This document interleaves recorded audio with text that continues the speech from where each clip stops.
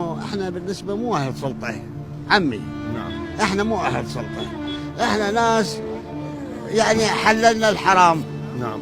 حللنا الحرام. نعم. والحلال بالنسبة بعد ما حد قام يشتغل به. نعم. الناس بأنه هاي العالم كلها قاعدة بطالة من وراء الشيعة، احنا بالذات خاصة، ولو انا اكره هاي التسميات. نعم. وهي هاي التسميات مو صحيحة. نعم. وصلتوا ولدنا للحضيض، خليتهم قاعدين بطالة، وخليتهم قاعدين بأنه ماخذين القهاوي، وخليتوهم ياخذون حبوب، وخليتوهم ياخذون ربع، وخليتوهم ياخذون كبسلة.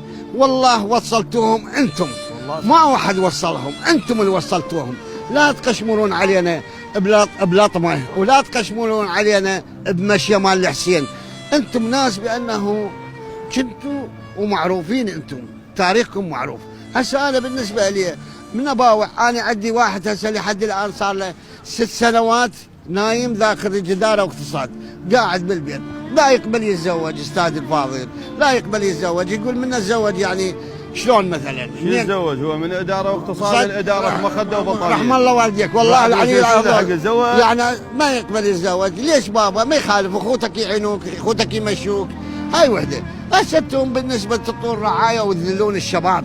نعم. الرعايه تعطيهن تذل الشباب بيها، ما عنده رجوله بعد تصير، يظل يتناول من موال هذا يسمونه، عرفت ولا ايش دعوه هاي؟ انتم بدال ما انت هسه منطيه مثلا 250 350 اكملها بعد 150، عرفت ولا؟